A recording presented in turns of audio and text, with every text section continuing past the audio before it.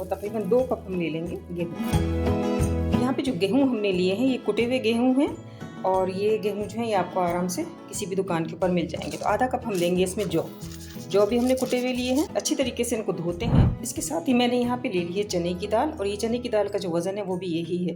देखिए 2 कप जो है वो गेहूँ लिया है तो 2 कप ही जाएगी इसमें चने की दाल। चने की दाल का और गोश्त का वज़न जो है वो बराबर होता है।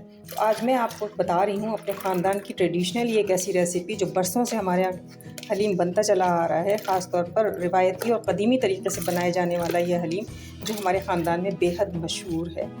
तो यहाँ पे जो तरीक़ा है बनाने का वो यही होता था कि आशूर की सुबह 5 बजे के करीब ये हलीम चढ़ा दिया जाता था और उसके बाद शाम को 4 बजे तक ये हलीम जो है तैयार हो जाता था।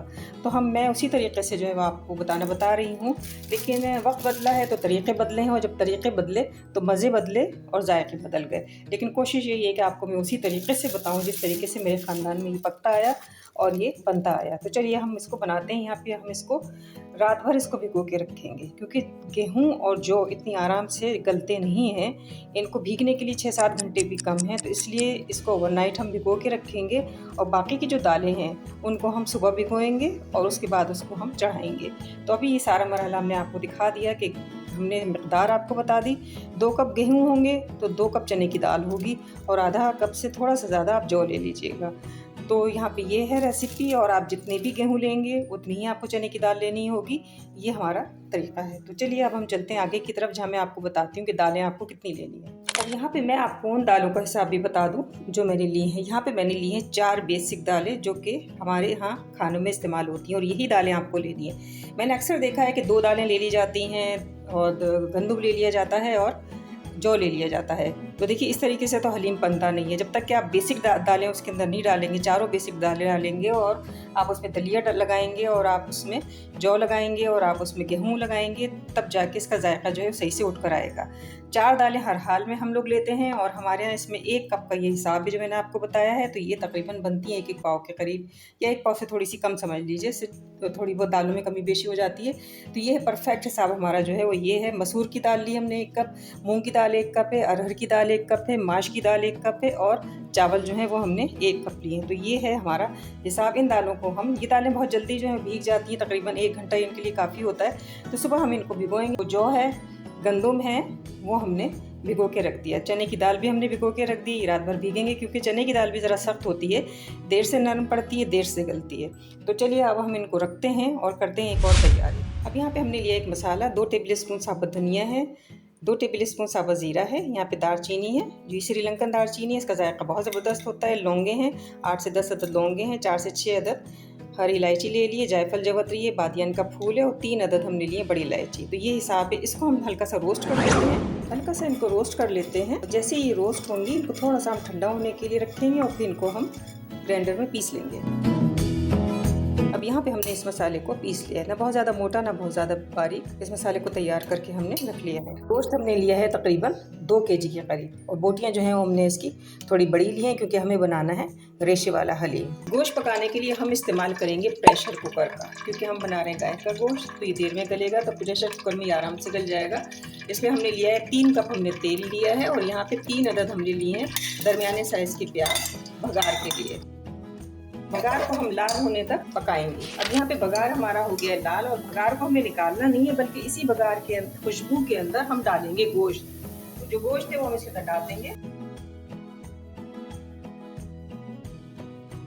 और इसके साथ डाल देंगे 3 टेबल स्पून लहसुन अदरक, जिसमें थोड़ा सा मैंने पानी शामिल किया है। तो यहाँ पे इसको हम भून लेंगे।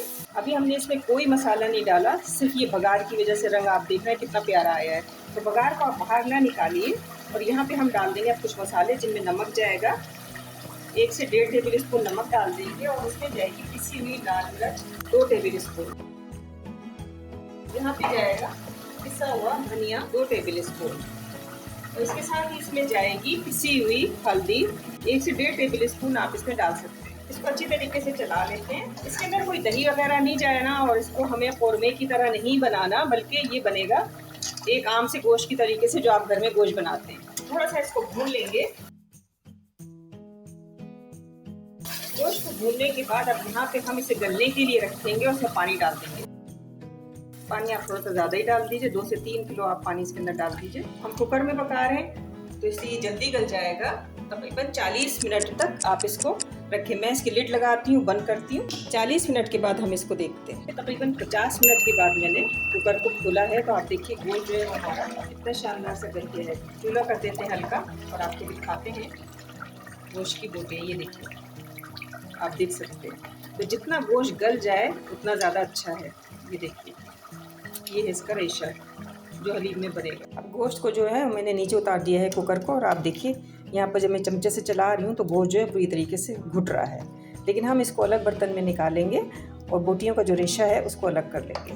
तो अब यहाँ पे गोश्त को मैंने अलग बर्तन में नहीं निकाला, बल्कि मैंने जैसे ही इसको चलाना शुरू किया तो इसका बोटी बोटी जो थी वो उसकी बिल्कुल भुरता सी होने लगी। तो यहाँ पे हम इसको इसी के अंदर रखते हैं और आगे देखते हैं हमें क्या करना है। तो एक बर्तन में हमने पानी लिया। पानी जब ज़रा सा गर्म होने लगा तो हमने उसके अंदर जौ, चने की दाल और गेहूँ ये हमने डाल दिए। अच्छा, हमारे यहाँ ये होता है ट्रेडिशनल जो हम बनाते हैं उसमें हम दालों में भी मसाला डालते हैं। तो हलीम जब हम चढ़ाते हैं तो उसमें ये मसाला डाल देते हैं, जिसमें आप देख रहे हैं कि गोल साबुत लाल मिर्च हमने डाली है। तकरीबन ये हमने डाली है 12 से 15 के करीब। और 2 टेबल स्पून हमने इसके अंदर डाली है सौंफ। 2 टेबल स्पून सौंफ डाली है और हमने डाला है आधा पैकेट हल्दी का। हल्दी डाली है, साबुत लाल मिर्च डाली है, सौंफ डाली है 2 टेबल स्पून, और यहाँ पे जौ, गंदुम और चने की दाल, इन तीनों को हमने गर्म पानी में चढ़ा दिया है। और आपको मैं इस वक्त दिखा रही हूँ, सॉरी मेरी वीडियो जो है वो उस वक्त हमारे लाइट गई हुई थी तो मैं आपको दिखा नहीं सकी। तो इस वक्त मैं आपको बता रही हूँ तो ये चीज़ आपको समझ में आ जाएगी कि हमने गर्म पानी में जौ, गंदुम और चने की दाल डाली है, साबुत लाल मिर्चें डाली है, 2 टेबल स्पून हमने सौंफ डाली है और हमने आधा पैकेट हल्दी का डाला है। तो बाकी जो दालें हैं वो मैंने भिगो के रख दी थी।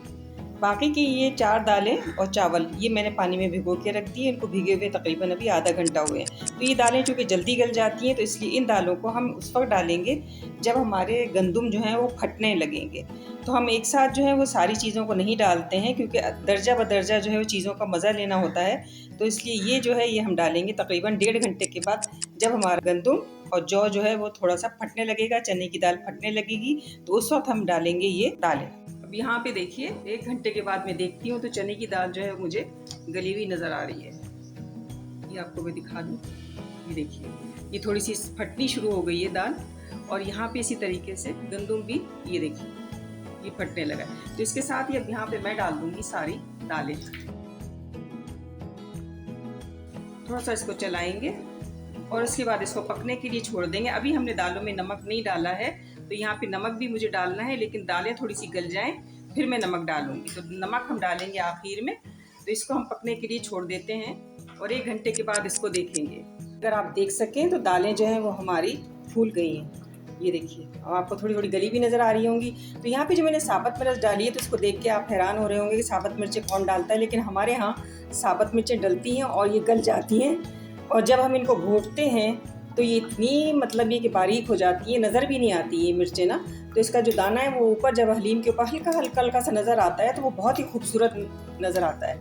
तो ये दालें जो हैं ये हमारी फूल रही हैं, और यहाँ पे हम इसके अंदर डालेंगे, पानी हमें कम लग रहा है तो पानी डालेंगे गरम। तो बराबर में आप एक पतीला चढ़ा के रखिए पानी का, ताकि गर्म पानी जो है वो आप वक्तन फ़वक्तन इसके अंदर डालते रहें। तो गर्म पानी हम डालेंगे क्योंकि दाल हमें कम लग रही है पानी में। इसको चलाएंगे और इसको पकने के लिए छोड़ देंगे 1 घंटे के लिए। अभी हम इसके अंदर घूटा नहीं डाल रहे, अभी हम इसके अंदर कुछ नहीं डाल रहे, बस ये मिर्चें हैं, इनको अगर हम साइड पे ले जाके करें तो देखिए कितने मज़े से ये मिर्च जो है ये हो गई। ये मिर्चों को निकाल के नहीं फेंकना आपने, क्योंकि इसके अंदर साबुत लाल मिर्चों का जो मज़ा होता है वो पिसी हुई लाल मिर्च का नहीं होता। इसके अंदर बाकी जितना भी सारा मसाला है वो जाएगा गोश्त का जो हमने बनाया है। अब यहाँ पे मुझे घोटा लगाते हुए तकरीबन 15 से 20 मिनट हो चुके हैं। तो यहाँ पे अब मैं डाल दूँगी गोश्त। अब यहाँ पे मैंने गोश्त डालने के बाद जब नमक को चेक किया तो नमक बिल्कुल भी नहीं है। नमक हम डालेंगे क्योंकि गोश्त के और दालों के वज़न के हिसाब से तो नमक जो है बिल्कुल भी नहीं है। तो यहाँ पे अब मैं डालूँगी नमक। नमक हम आखिर में डालते हैं ताकि हमें दोनों गोश्त का और दालों का वज़न जो है वो हमारा बराबर रहे। तो ये एक अंदाजे के मुताबिक होता है, बाद में आप इसको चख सकते हैं, देख सकते हैं, कम हो तो आप और डाल दीजिए। तो अब ये घुटने के अमल में है। मैंने इसके अंदर तकरीबन 1 घंटे तक सिर्फ घोटा लगाया है। घोटा लगाने के बाद देखिए ये गाढ़ा भी हो गया है और ये हमारा हो गया मज़ेदार किस्म का रेशे वाला हलीम। ये देखिए, ये है हमारा रेशे वाला हलीम, ज़बरदस्त किस्म का। तो हलीम आप देख रहे हैं ये है बहुत ज़्यादा गाढ़ा, तो मैं इसके अंदर डालूंगी गर्म पानी, जितना मुझे इसको थोड़ा सा रखना है। और फिर उसके बाद जो है वो मैं इसके अंदर लगाऊंगी भगार। तो भगार जो है प्याज का, वो मैंने करके रखा हुआ है, मैं डालूंगी और तड़का लगा दूंगी। तो वीडियो बहुत लंबी हो जाएगी, इसलिए इतने लंबे प्रोसेस में जाना जो है वो तो मुमकिन नहीं है। लेकिन आप देख रहे हैं कितना ज़बरदस्त ये रेशेदार हलीम बना है। एक एक रेशा इसका जो है वो अलग हो रहा है। रेशेदार हलीम मुहर्रम स्पेशल में इसी तरीके से बनता है। तो चलिए मैं इसको तैयार करती हूँ और फिर मैं सम्बलिंग के लिए आपको पेश करती हूँ। इसको पानी डाला, भगार किया, इसका हलीम हमारा तैयार है। लेकिन यहाँ पे अब मैं डालूँगी अपना वो मसाला जो मैंने आप उस वक्त तैयार किया था। तो यहाँ पे ये 1 टेबल स्पून और 1.5 टेबल स्पून डाल सकते हैं। ये कोई सीक्रेट मसाला नहीं है, सिंपल सा ही गरम मसाला है जो कि बनाया जाता है, डाला जाता है। उसमें से कुछ चीज़ें जो है वो निकाल ली जाती हैं, कुछ चीज़ें जो हैं वो डाली जाती हैं। तो गरम मसाला भी बहुत तरीक़ों से बनाया जाता है, लिहाजा ये सिंपल गरम मसाला है जो कि मैंने इसके अंदर डाल दिया है। थोड़ा सा मुझे ये गाढ़ा और लग रहा है, मैं थोड़ा सा इसके अंदर पानी और डालूँगी। तो ये है हमारा मज़ेदार हलीम, रेशे वाला हलीम, हमारा रिवायती ख़ानदानी कदीमी हलीम। इसी तरतीब से बनाइएगा आप।